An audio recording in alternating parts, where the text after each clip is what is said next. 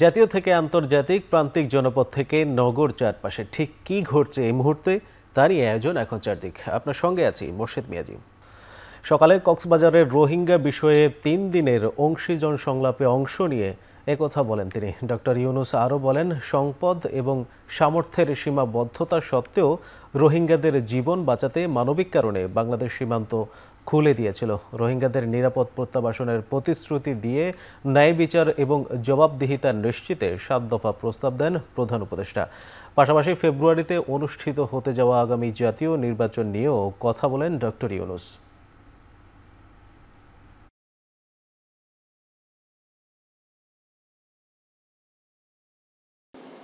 Now we are ready for another transition in our political history. We have announced the time for election. It's just about a year back,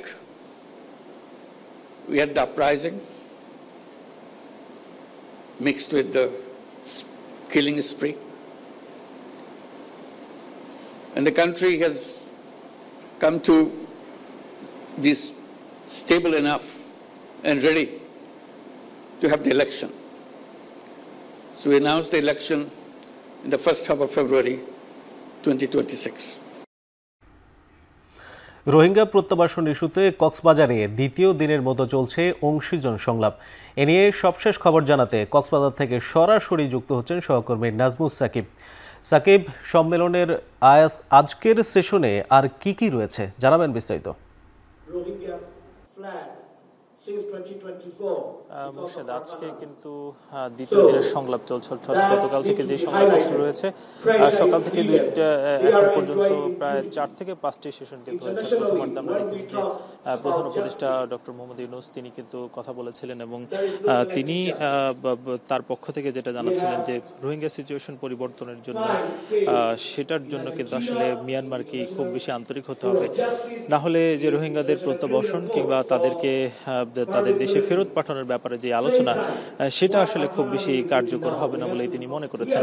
এবং এর পরপর কিন্তু আমরা দেখেছি যে প্রায় এখন পর্যন্ত 5টি সেশন কিন্তু হয়েছে, যে সেশনগুলোতে যারা রোহিঙ্গাদের নিয়ে কাজ করেন সেই সব অংশীজনদেরকে কিন্তু আমরা দেখেছি তারা আসলে বরাবরই বলার চেষ্টা করছেন যে রোহিঙ্গাদের প্রায় 8 বছর হয়ে গেল বাংলাদেশে অবস্থান করছে, তাদের কত দ্রুত এবং নিরাপদভাবে প্রত্যাবাসন করা যায় এবং তাদের মিয়ানমারের দেশে অর্থাৎ মিয়ানমারে পাঠানো যায় সেই ব্যাপারে তারা কিন্তু আলোচনা করছেন। এবং কিছুক্ষণ আগেই কিন্তু আমরা দেখেছি যে চীনের যিনি রাষ্ট্রদূত তিনি কিন্তু কথা বলেছেন। তিনি বলছেন যে মিয়ানমারকে খুব বেশি আন্তরিক না হলে কিন্তু আসলে রোহিঙ্গাদের প্রত্যাবাসন করা আসলে সম্ভব নয় এবং রোহিঙ্গাদের যে সংকট একটি তৈরি হয়েছে সেই সংকট থেকে উত্তরণের জন্য বিশ্বের অন্যান্য দেশকেও তিনি কিন্তু আহ্বান করেছেন।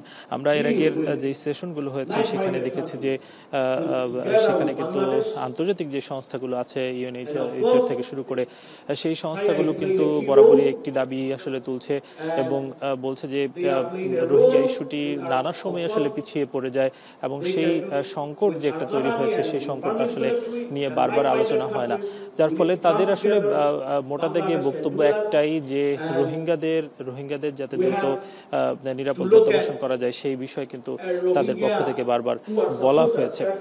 এখন পর্যন্ত যতগুলো আসলে সেশন হয়েছে সেই সেশনগুলোতে আমরা দেখেছি যে যারা আসলে রোহিঙ্গাদের নিয়ে কাজ করেন তারাই আসলে একটা সিদ্ধান্তে আসলে পৌঁছতে চান যে এই যে 3 দিনের সেশন সেই 3 দিনের আলোচনার মধ্য দিয়ে যাতে রোহিঙ্গাদের পাঠানোর ব্যাপারে যে আশা সেটা যাতে তৈরি হয় এবং আগামীতে যে নিউ ইয়র্কে একটি সম্মেলন রয়েছে সেই সম্মেলনের মধ্য দিয়ে যাতে রোহিঙ্গাদের একটি গতিপথ পায় সেই প্রত্যাশা কিন্তু এই আলোচনা থেকে উঠে এসেছে।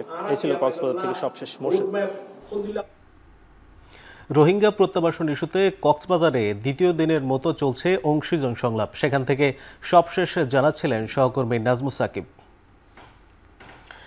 বাস্তুচ্যুত রোহিঙ্গাদের আশ্রয় দেয়ায় বাংলাদেশ সরকারের প্রশংসা করেছে যুক্তরাষ্ট্র। স্থানীয় সময় রোববার রাতে এক বিবৃতিতে একথা জানান মার্কিন পররাষ্ট্র মন্ত্রণালয়ের প্রধান উপমুখপাত্র টমি ফিক্ট। মিয়ানমার থেকে পালিয়ে যাওয়া রোহিঙ্গাদের আশ্রয় দেয়ায় বাংলাদেশ সহ এশিয়া প্যাসিফিক অঞ্চলের অন্যান্য দেশগুলোর প্রতিও কৃতজ্ঞতা জানায় দেশটি। 2017 সালের আগস্টে রাখাইনে সেনা অভিযান শুরুর পর কয়েক মাসে প্রায় 7 লাখ রোহিঙ্গা বাংলাদেশে আশ্রয় নেন। আগে থেকেই 4 লাখের বেশি রোহিঙ্গা ছিল বাংলাদেশে। এছাড়া প্রতি বছর 30,000-এর বেশি রোহিঙ্গা শিশু জন্ম নিচ্ছে ক্যাম্পগুলোতে।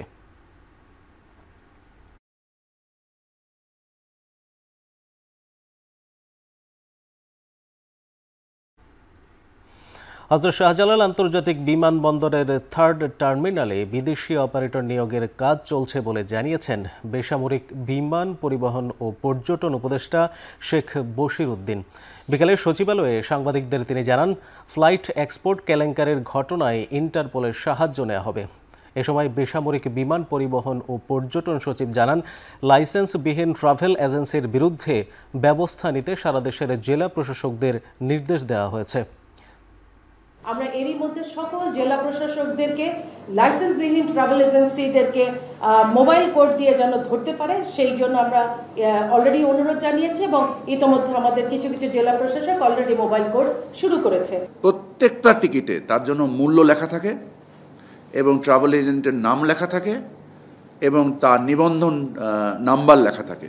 এই তিনটে জিনিস থাকলে আমরা যে তদারকির কাজটা করছি, আমরা যে সুপারভাইজারি যে স্ট্রাকচারটা করছি, এটা আমাদের জন্য অনেক বেশি সহায়ক হবে। আমরা এটা ইন্টারপোল সহ আমাদের ওনাদের যে টাকা আয়টাতে এবং যে টাকা ব্যাংকিং সিস্টেমে আটকে দেওয়া সম্ভব হয়েছে, আমরা সেই টাকা আটকে দিয়েছি। জাতীয় নির্বাচনের আগেই গণ অভ্যুত্থানে লুট হওয়া বেশিরভাগ অস্ত্র উদ্ধার হবে। সেই সাথে সব রাজনৈতিক দলের অংশগ্রহণে উৎসবমুখর পরিবেশে নির্বাচন হবে বলে আশাবাদ জানিয়েছেন স্বরাষ্ট্র উপদেষ্টা জাহাঙ্গীর আলম চৌধুরী। সচিবালয়ে আইন শৃঙ্খলা সংক্রান্ত কোর কমিটির বৈঠক শেষে সাংবাদিকদের তিনি জানান, লুট হওয়া অস্ত্র উদ্ধারে সর্বোচ্চ 5 লাখ টাকা পুরস্কার ঘোষণা করা হয়েছে। উদ্ধারের জন্য আমরা একটা অ্যামাউন্ট ঘোষণা করব। আমরা চেষ্টা করব উদ্ধার করার জন্য। এখন আমরা চেষ্টা করব যত সম্ভব উঠে নিয়ে আসা। উৎসব মুখর পরিবেশে শান্তিপূর্ণভাবে যেন একটা নির্বাচন হয়, এটা হলো একটা জাতির আশা। আমরা এই আশাটা পূরণ করার জন্য সর্বাত্মক চেষ্টা করে যাব। ফেব্রুয়ারিতে সুষ্ঠু নির্বাচনের মাধ্যমে দেশে গণতন্ত্র পুনঃপ্রতিষ্ঠিত করতে জনগণ উন্মুখ হয়ে আছে বলে মন্তব্য করেছেন বিএনপির স্থায়ী কমিটির সদস্য আব্দুল মঈন খান। সকালে জাতীয়তাবাদী মুক্তিযোদ্ধা দলের প্রতিষ্ঠা বার্ষিকী উপলক্ষে সাবেক রাষ্ট্রপতি জিয়াউর রহমানের সমাধিতে শ্রদ্ধা নিবেদন শেষে তিনি একথা বলেন।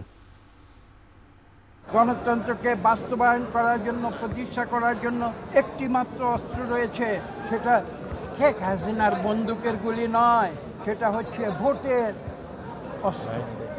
একটি সুষ্ঠু নিরপেক্ষ ভোটের মাধ্যমে কেবল বাংলাদেশের মানুষ তারা গণতন্ত্র ফিরে পেতে পারে। তারা তাদের ইচ্ছামতো 300 প্রতিনিধি নির্বাচিত করবে এবং এটা বুঝতে হবে এই প্রতিনিধিরা কিন্তু কোনো চিরস্থায়ী বন্দোবস্তে আসতে পারবে না। নিজ নিজ পেশায় সফল ব্যক্তিদের নিয়ে অন্তর্বর্তী সরকার গঠিত হলেও তারা জনগণের প্রত্যাশা পূরণ করতে ব্যর্থ হয়েছে বলে মন্তব্য করেছেন বিএনপির স্থায়ী কমিটির সদস্য ডক্টর AZM জাহিদ হোসেন।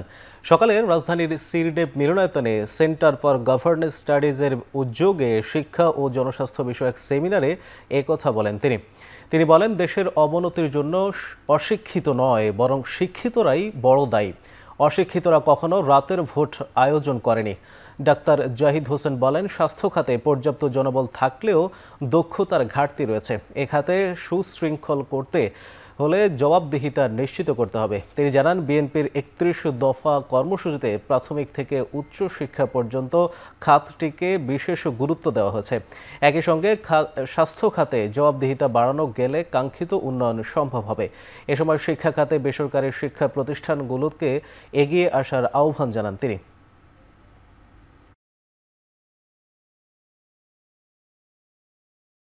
অ্যাক্রিডিটেশনটা অর্থাৎ অ্যাকাউন্টেবিলিটির অথবা আমাদের যে কোয়ালিটি কন্ট্রোলের যে সিস্টেমটা, এটাকে কিন্তু আমাদের ইমপ্রুভ করা দরকার। আমাদের যে ইন্টারনাল রিসোর্স আছে এইটাকে প্রপার ইউটিলাইজেশন এবং এই মানুষগুলোকে যদি আমরা সম্মানিত করতে পারি, সে বিশ্ববিদ্যালয়ের শিক্ষকই হোক আর ডাক্তারই হোক, তাদেরকে যদি আমরা সম্মানিত সমাজের চোখে রাষ্ট্রীয়ভাবে না করতে পারি, তাহলে এদের মধ্যে কাজ করার যে আগ্রহ এবং কন্ট্রিবিউট করার যে আগ্রহ সেটা কিন্তু কমে যাবে। 5 আগস্টে ছাত্র জনতার অভ্যুত্থান নিয়ে অপ্রীতিকর কথা বলেছেন এমনটা কেউ প্রমাণ করতে পারলে প্রকাশ্যে ক্ষমা চাওয়ার কথা জানিয়েছেন বিএনপি চেয়ারপারসনের উপদেষ্টা ফজলুর রহমান। সুপ্রিম কোর্টের অ্যানেক্স ভবনে সংবাদ সম্মেলনে একথা বলেন তিনি। মব সৃষ্টিতে বাংলাদেশ বিখ্যাত দাবি করে তিনি বলেন, তার বাসার সামনে মব সৃষ্টি করা হয়, পুলিশ সময় মতো তা প্রতিহত করে। এ সময় তিনি অভিযোগ করেন ফ্রান্স থেকে 2 জন ইউটিউবার তার বিরুদ্ধে অপপ্রচার চালাচ্ছে। পরে সাংবাদিকদের প্রশ্নের জবাবে তিনি বলেন, যদি কেউ প্রমাণ করতে পারে যে 5 আগস্ট নিয়ে তিনি কোনো অপ্রীতিকর মন্তব্য করেছেন তাহলে প্রকাশ্যে ক্ষমা চাইবেন। এ সময় মবের শিকার বলে নিরাপত্তার দাবি জানান তিনি।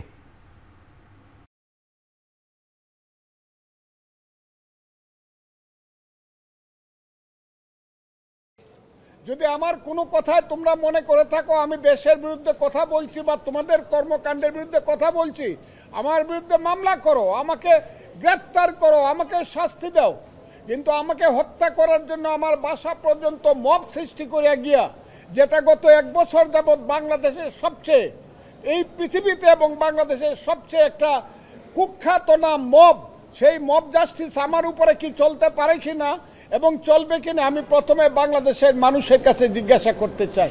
আমার বক্তব্যটা সামনে আইন আপনারা বাজান, যদি আমার কোনো ভুল হয়ে থাকে, কেউ হয়ে থাকে আমাকে বুঝাইতে পারে যে এখানে আপনি ভুল কইছেন, তাহলে আমি সঙ্গে সঙ্গে হাত জোর করে মাপ চাই। জাকসু নির্বাচনে প্রার্থীদের প্রাথমিক তালিকা প্রকাশ করা হবে আজ। বিস্তারিত জানাতে জাহাঙ্গীরনগর বিশ্ববিদ্যালয়ে আছেন সহকর্মী হাসিব বিল্লাহ, যুক্ত হচ্ছে তার সঙ্গে।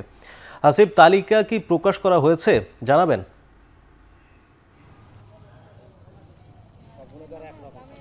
মোর্শেদ, আজকে প্রাথমিক তালিকা প্রকাশ করার কথা ছিল বিকেল 4টায়, কিন্তু এখন পর্যন্ত সেই তালিকা প্রকাশ করেনি।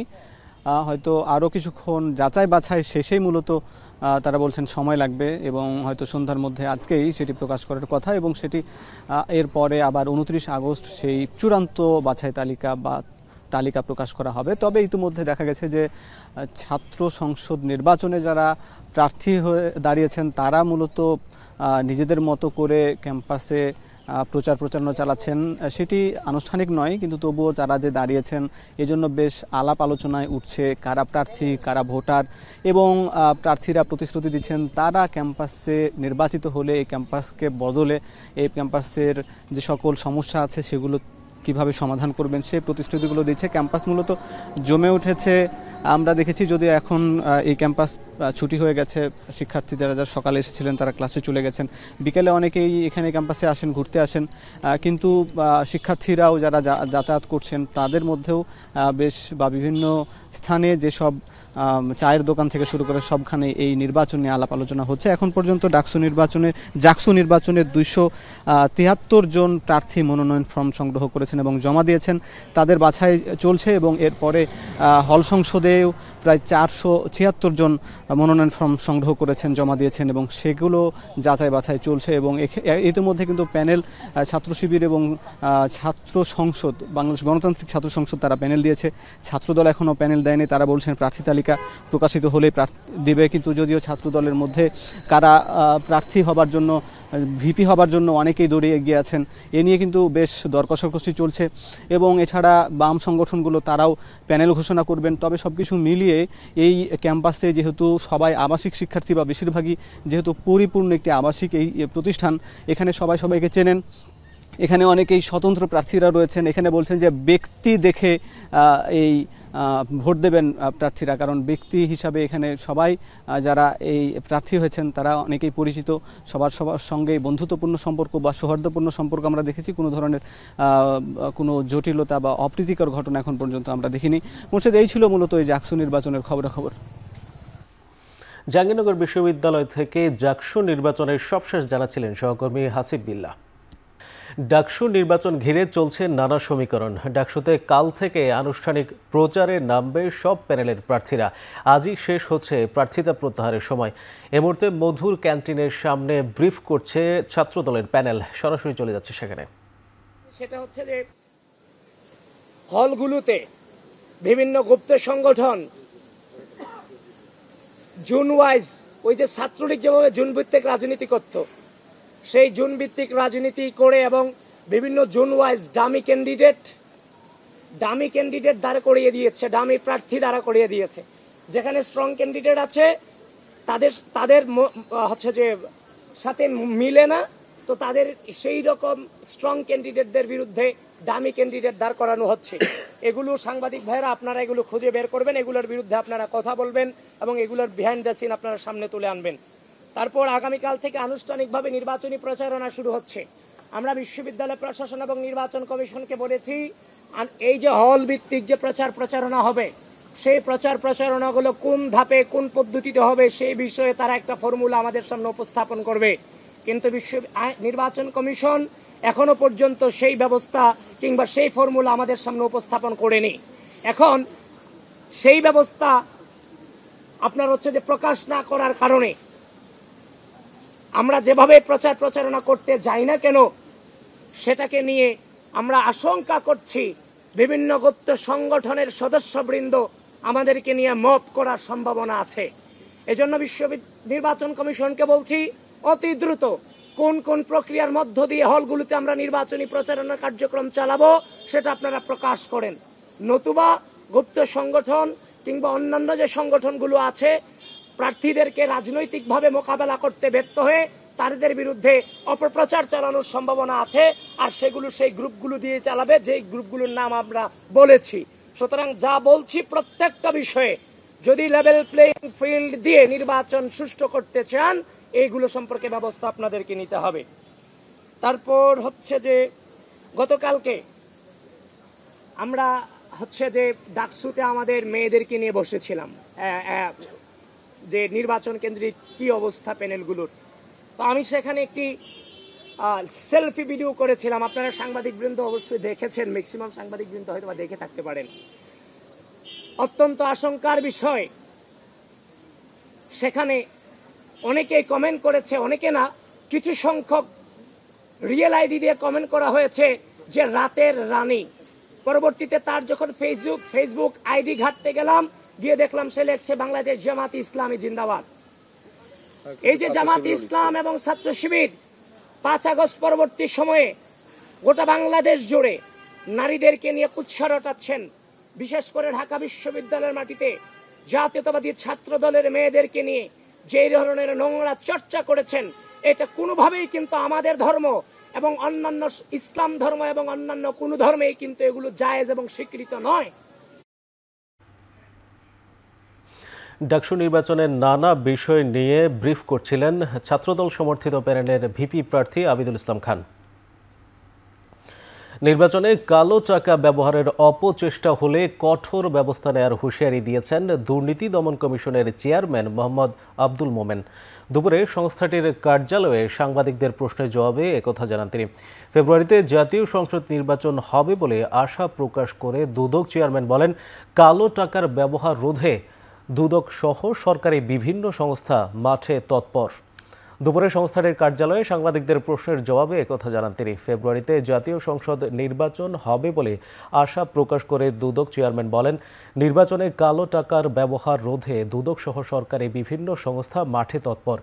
এ কাজে প্রয়োজনে সংস্থাটির বিশেষ দল কাজ করবে বলেও জানান তিনি। প্রথমত কালো টাকা নিয়ে নির্বাচনে আসার সুযোগ নেই, একদমই নেই। কিন্তু তারপরেও যদি কেউ আসে, আইনের ফাঁকফোকর গলিয়ে আপনারা ধরিয়ে দেবেন, আমরা আমাদের মধ্য থেকে যতটা সম্ভব আমরা কাজ করে যাব। শুধু দুদক কেন, বাংলাদেশে অনেক প্রতিষ্ঠান আছে যারা এই কালো টাকার যারা মালিক তাদের বিরুদ্ধে কাজ করে যাচ্ছে। বাংলাদেশ ব্যাংক থেকে শুরু করে অর্থ মন্ত্রণালয়, বিএফআইইউ এবং আইন শৃঙ্খলা বাহিনী সহ বিভিন্ন প্রতিষ্ঠান তাদের বিরুদ্ধে কাজ করছে। কন্টেন্ট ক্রিয়েটর তৌহিদ আফ্রিদির বিরুদ্ধে 5 দিনের রিমান্ড মঞ্জুর করেছেন আদালত। আদালতে হাজির করে 7 দিনের রিমান্ড আবেদন করলে 5 দিনের রিমান্ডের আদেশ দেন বিচারক। বাদী পক্ষের আইনজীবী জানান, আসামি তৌহিদ আফ্রিদি 2 জন আইনজীবী সহ বাদীকে জিম্মি করে নিজ বাসায় নিয়ে যান এবং সেখানে জোরপূর্বক কাগজে স্বাক্ষর নেন। পরে সেই স্বাক্ষর আদালতে উপস্থাপন করে জামিনের চেষ্টা চালানো হয়। এ বিষয়ে আপত্তি জানানো হয়েছে এবং জোরপূর্বক স্বাক্ষরের বিষয়টি আদালতের নজরে আনা হয়েছে বলেও মন্তব্য করেন তিনি। কন্টেন্ট ক্রিয়েটর তৌহিদ আফ্রিদির বিরুদ্ধে ইউটিউব ও ফেসবুক পেজের মাধ্যমে আওয়ামী লীগের পক্ষে কাজ করার অভিযোগ রয়েছে। এছাড়া জুলাই আগস্টের গণ অভ্যুত্থানের সময় সহিংসতায়ও তার সম্পৃক্ততার অভিযোগ রয়েছে।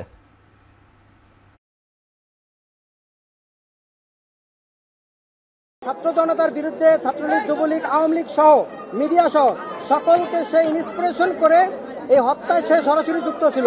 তো তাকে দীর্ঘদিন পুলিশ খুঁজতেছিল, গতকালকে তাকে পেয়েছে, বরিশালে পাইছে।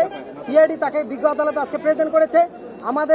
আমাদের যে আবেদন, বিজ্ঞ আদালত আমাদের আবেদনের প্রেক্ষিতে আসামি পক্ষের শুনানির প্রেক্ষিতে উভয় পক্ষের শুনানিতে 5 দিনের রিমান্ড মঞ্জুর করেছে।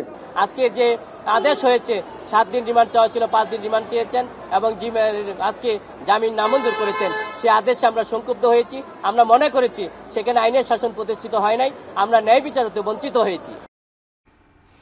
ত্রয়োদশ জাতীয় সংসদ নির্বাচন উপলক্ষে সংসদীয় আসনের সীমানা পুনর্নির্ধারণের দাবি ও আপত্তি নিয়ে দ্বিতীয় দিনে চলছে শুনানি। এই মুহূর্তে নির্বাচন কমিশনে আছেন সহকর্মী মিয়া আমিরুল। বিস্তারিত জানাতে যুক্ত হচ্ছি তার সঙ্গে। আমিরুল, এখন পর্যন্ত কয়টি সংসদীয় আসনের শুনানি শেষ করেছে কমিশন?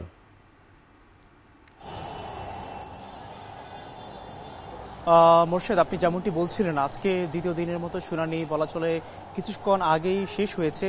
প্রথম এবং দ্বিতীয় দিন শেষে নির্বাচন কমিশনে মূলত 38টি সংসদীয় আসন এর শুনানি হয়েছে এবং আগামীকালই মূলত সবচেয়ে গুরুত্বপূর্ণ যে আসনগুলো রয়েছে, বিশেষ করে ঢাকা কেন্দ্রিক 13টি আসন রয়েছে এবং ঢাকার আশপাশ মিলিয়ে বলা চলে প্রায় 27টি আসনের শুনানি হতে যাচ্ছে এবং সবশেষ আগামী বুধবার পর্যন্ত কিন্তু 83টি আসনের শুনানি হবে বলে আমরা জানতে পেরেছি। তবে আজকের শুনানি ঘিরে আমরা যেমনটি লক্ষ্য করছি, সকাল থেকে কিন্তু বিশেষ করে বাগেরহাটে যে একটি আসন কমানোর প্রস্তাবনা রয়েছে খসড়া তালিকায় নির্বাচন কমিশনের সীমানা পুনর্নির্ধারণীতে, সেখানটা আমরা দেখেছিলাম যে কিন্তু বলা হয়েছে তাদের পক্ষ থেকে বিভিন্ন ধরনের যুক্তিতর্ক তারা তুলে ধরেছেন এবং সেই সাথে কমিশনও কিন্তু তাদের যে প্রস্তাবনাগুলো রয়েছে তারা কিন্তু ভালোভাবেই শুনছিলেন। আমরা দেখেছিলাম প্রধান নির্বাচন কমিশনার সহ অন্যান্য কমিশনার তারা উপস্থিত ছিলেন এবং সেই সাথে কিন্তু ইসি সচিব যে রয়েছে আক্তার আহমেদ, তিনিও কিন্তু ভালোভাবে বিচার বিশ্লেষণ করছিলেন এবং সেটি ছাপিয়ে আমরা দেখেছিলাম দিনভর যে বলা চলে প্রায় 20টির মতো আসন ঘিরে শুনানি হয়েছে।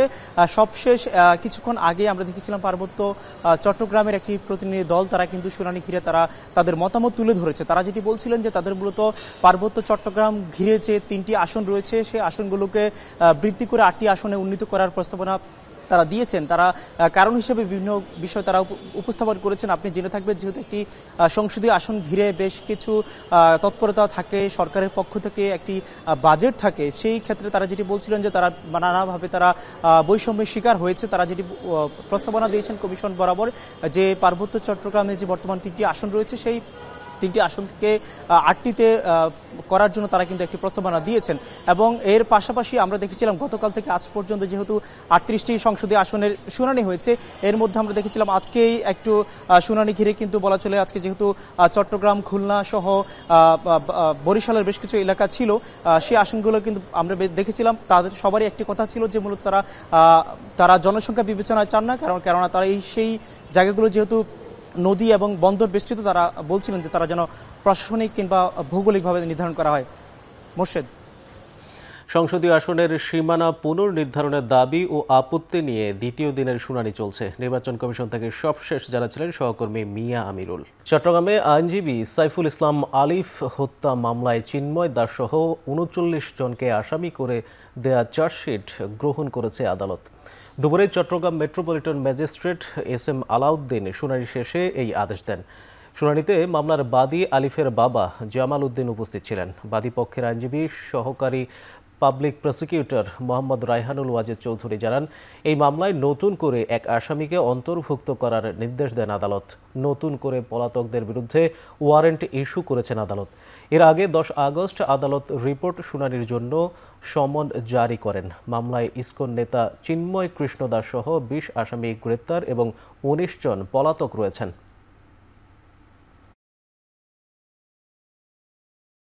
তদন্তপ্রাপ্ত একজন আসামি হচ্ছে সুকান্ত দত্ত, যার বিরুদ্ধে চট্টগ্রামের বিভিন্ন থানায় 8টি মাদক অস্ত্র চুরি মামলা রয়েছে। এই দুর্দর্শ আসামিকে একায়িত করে এই চার্জশিট দেওয়া হয়েছে তাকে এই মামলায় চার্জশিটভুক্ত রাখার জন্য আদালত আমাদের আবেদন মঞ্জুর করেছেন এই পর্যন্ত। তাহলে 39 জনকে চার্জশিটভুক্ত আসামি হিসেবে বিচারে সুপর্দ করা হয়েছে, বাকিদেরকে নট সেন্টার করে অব্যাহতি দেওয়া হয়েছে। গাজীপুরে আলোচিত সাংবাদিক আসাদুজ্জামান তুহিন হত্যা মামলায় 8 জনের বিরুদ্ধে চার্জশিট দাখিল করেছে পুলিশ।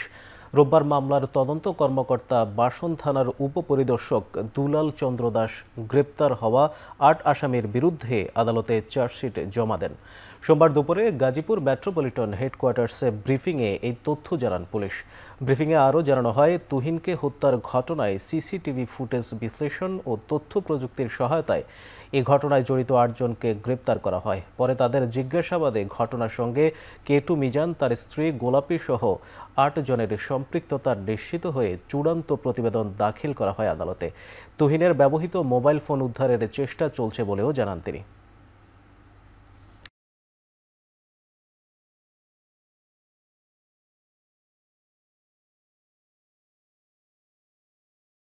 অন্য একটা ঘটনার সিন মোবাইলে ধারণ করতেছিলেন, এটার প্রেক্ষিতে ওনাকে সবাই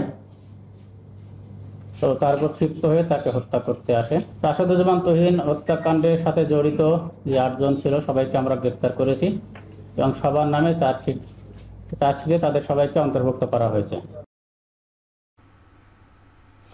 সিলেটের পর্যটন স্পট সাদা পাথর থেকে লুট হওয়া পাথর নিজ উদ্যোগে ফিরিয়ে দেওয়ার সময়সীমা সন্ধ্যায় শেষ হচ্ছে। এরপর কোথাও পাথর পাওয়া গেলে কঠোর ব্যবস্থা নেওয়ার হুঁশিয়ারি দিয়েছে জেলা প্রশাসন। আজও লুট হওয়া পাথর ফিরিয়ে দেন অনেকে। সব মিলিয়ে এখন পর্যন্ত মাত্র 25 লাখ ঘনফুট পাথর উদ্ধার করা গেছে। অথচ গেল কয়েক মাসে জেলার বিভিন্ন পয়েন্ট থেকে 2 থেকে 3 কোটি ঘনফুট পাথর লুট হয়েছে। বিপুল পরিমাণ পাথর এখনও উদ্ধার না হওয়ায় ক্ষুব্ধ স্থানীয়রাও। এদিকে উদ্ধার হওয়া পাথরের মধ্যে প্রায় 5,50,000 ঘনফুট পাথর পর্যটন স্থানে প্রতিস্থাপন করা হয়েছে। বাকি পাথর পর্যায়ক্রমে প্রতিস্থাপন করা হবে। জেলা প্রশাসন বলছে, লুট হওয়া পাথর স্বেচ্ছায় ফিরিয়ে দেওয়ার সময়সীমা শেষ হওয়ার পর নতুন করে কোথাও পাওয়া গেলে অভিযুক্তদের বিরুদ্ধে আইনগত ব্যবস্থা নেওয়া হবে। আমরা মাইকিং করার পর পাথরগুলো আসতেছে, বেশিরভাগই রাতের বেলা আসতেছে আর কি। দিনের বেলা আমরা যেগুলো উদ্ধার করেছি, জব্দ করেছি, সেগুলো নিয়ে আসছি আমরা। অধিকাংশ পাথরগুলো চলে আসছে, আর বাকিগুলো আমরা এই সপ্তাহের ভিতরে আশা করি আমরা ডাম্পিং স্টেশন নিয়ে আসতে পারবো। বিতর্কিত উপদেষ্টাদের প্রত্যাহার করে প্রয়োজনে দক্ষ উপদেষ্টা নিয়োগ দেওয়ার দাবি জানিয়েছেন বিপ্লবী ওয়ার্কার্স পার্টির সাধারণ সম্পাদক সাইফুল হক। দুপুরে রাজধানীর সেগুন বাগিচায় বিপ্লবী ওয়ার্কার্স পার্টির কেন্দ্রীয় কার্যালয়ে আয়োজিত সংবাদ সম্মেলনে একথা বলেন তিনি। এই সংবাদ সম্মেলনে তিনি জানান, ত্রয়োদশ জাতীয় সংসদ নির্বাচন নিয়ে জনমনে সংশয় কাটছে না। রাজনৈতিক দলসমূহের কারো কারো উগ্র ও প্রতিহিংসাপরায়ণ বক্তব্য, বিবৃতি, নানা দিকে সরকারের অকার্যকারিতা, আইন শৃঙ্খলা রক্ষাকারী বাহিনীর পেশাগত দায়িত্বে দুর্বলতা সহ বিভিন্ন কারণে এই সংশয় ও সন্দেহ তৈরি হচ্ছে উল্লেখ করে তিনি জানান, আগামী ফেব্রুয়ারির নির্বাচন কোনো কারণে অনিশ্চিত হয়ে পড়লে বাংলাদেশের বিদ্যমান নিরাপত্তা ঝুঁকি আরও বৃদ্ধি পাবে। এজন্য সরকারকে দ্রুত যাবতীয় পক্ষপাতদুষ্টতা থেকে বেরিয়ে আসতে হবে। সরকার ও নির্বাচন কমিশন থেকে ত্রয়োদশ জাতীয় সংসদ নির্বাচন অনুষ্ঠানের কথা বলা হয়েছে। সেই লক্ষ্যে প্রতিদিন সরকার ও নির্বাচন কমিশন থেকে নানা আয়োজন ও প্রস্তুতির কথাও বলা হচ্ছে, কিন্তু জনমনের সংশয় কাটছে না। কারণ রাজনৈতিক দলসমূহের কারো কারো উগ্র ও প্রতিহিংসাপরায়ণ বক্তব্য, বিবৃতি, নানা দিকে সরকারের অকার্যকারিতা, আইন শৃঙ্খলা রক্ষাকারী বাহিনীর পেশাগত দায়িত্ব পালনে দুর্বলতা সহ বিভিন্ন কারণে এই সংশয় ও সন্দেহ তৈরি হয়েছে। ফেব্রুয়ারির নির্বাচন কোনো কারণে অনিশ্চিত হয়ে পড়লে বাংলাদেশের বিদ্যমান নিরাপত্তা ঝুঁকিও আরও বৃদ্ধি পাবে। বিশ্ববিদ্যালয়ের শিক্ষার্থীদের 2 দফা দাবির সাথে একাত্মতা প্রকাশ করে সংবাদ সম্মেলন করেছে জগন্নাথ বিশ্ববিদ্যালয় শাখা ছাত্র শিবির। এ সময় 5টি নীতিমালা প্রকাশ করেন তারা। বিকেলে বিশ্ববিদ্যালয়ের শহীদ মিনারের সামনে আয়োজিত সংবাদ সম্মেলনে এই নীতিমালা প্রকাশ করা হয়। আমরা আমাদের দাবি দাওয়াগুলো প্রশাসনকে জানিয়েছি। আমরা এরই মধ্য দিয়ে প্রশাসনকে একটি প্রেশার ক্রিয়েট গ্রুপ হিসাবে আমরা প্রশাসনকে জানিয়ে দিতে চাই, শিক্ষার্থীদের মৌলিক এবং যৌক্তিক দাবিগুলো আপনারা যত দ্রুত আপনারা ছাত্রদের মৌলিক দাবিগুলো আপনারা মেনে নেবেন, বাস্তবায়ন করবেন, সেটা শিক্ষার্থীদের এবং আপনাদের প্রশাসন উভয়ের জন্য, সর্বোপরি বিশ্ববিদ্যালয়ের জন্য কল্যাণকর হবে। এবার আন্তর্জাতিক প্রসঙ্গ। গাজার আল নাসের হাসপাতালে ইসরায়েলি হামলায় 4 সাংবাদিক সহ নিহত হয়েছেন অন্তত 19 জন। নিহত সাংবাদিকদের মধ্যে 2 জন বার্তা সংস্থা রয়টার্স ও আল জাজিরার চিত্র সাংবাদিক, অপর 2 জন এপি ও এনবিসির সাংবাদিক। এ নিয়ে গাজা যুদ্ধে 244 গণমাধ্যম কর্মী নিহত হয়েছে বলে জানিয়েছে উপত্যকাটির সরকারি মিডিয়া অফিস। যদিও আল জাজিরার তথ্য অনুযায়ী গাজা যুদ্ধে এ পর্যন্ত নিহত হয়েছে 274 সাংবাদিক। গাজার দক্ষিণাঞ্চলে আগ্রাসন বাড়াতে এরই মধ্যে সাজোয়া যানের সংখ্যা বাড়িয়েছে তেল আবিব। এই অবস্থায় দক্ষিণাঞ্চল ছেড়ে অন্যত্র যাচ্ছেন ফিলিস্তিনিরা।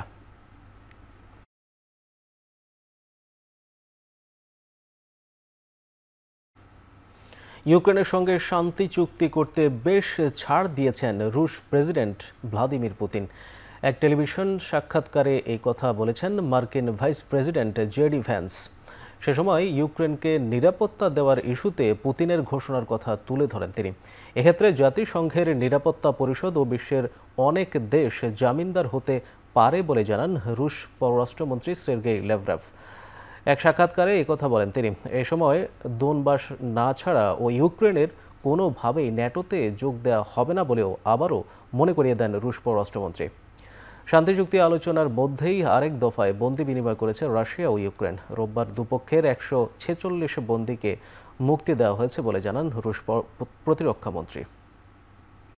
ইসলামিক প্রজাতন্ত্র ইরানকে পরাধীন করতে মার্কিন প্রচেষ্টার বিরুদ্ধে একটি ঐক্যবদ্ধ জাতীয় ফ্রন্ট গঠনের আহ্বান জানিয়েছেন দেশটির সর্বোচ্চ নেতা আয়াতুল্লাহ আলী খামেনি। রোববার এই আহ্বান জানিয়ে তিনি বলেন, ইরান কখনোই যুক্তরাষ্ট্রের কাছে মাথা নত করবে না। রাজধানী তেহরানের এক মসজিদে দেয়া এই বক্তব্যের পর খামেনির সরকারি ওয়েবসাইটে প্রকাশ করা হয়। ইসরায়েলের সঙ্গে টানা 12 দিনের রক্তক্ষয়ী যুদ্ধ শেষের ঠিক 2 মাস পর যুক্তরাষ্ট্রের বিরুদ্ধে এই বার্তা দিলেন খামেনি।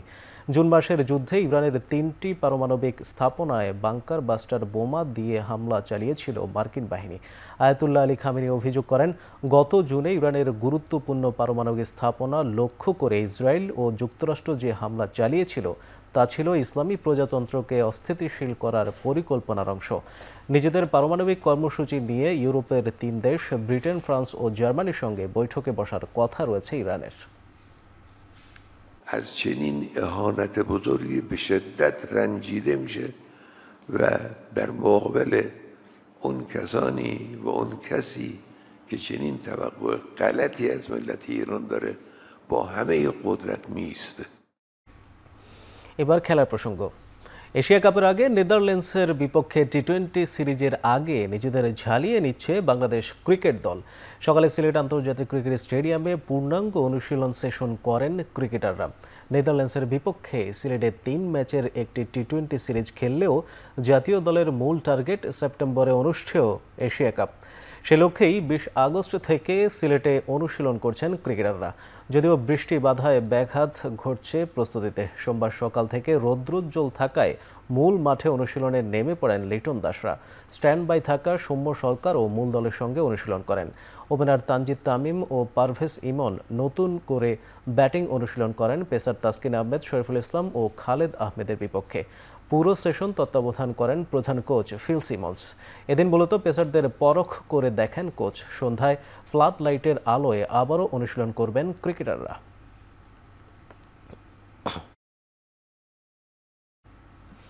ফুটবলে নিজ নিজ লিগ ম্যাচের সূচিতে রাতে মাঠে নামছে লিভারপুল ও ইন্টার মিলান। এপিএলে অলরেডদের বিপক্ষে নিউ ক্যাসেল এবং সিরিয়াতে ইন্টার মাঠে নামবে তুরিনোর বিপক্ষে। লিগ মৌসুমে নিজেদের প্রথম ম্যাচেই বোর্নমাউথের বিপক্ষে 4-2 গোলে দারুণ এক জয় পেয়েছে লিভারপুল। দলে একাধিক নতুন সাইনিং করা ম্যাচেই নিজেদের প্রমাণ করেছেন দারুণভাবে। নিউক্যাসেলের বিপক্ষে ম্যাচের আগে তাই ফুরফুরে মেজাজে আছে অলরেডরা।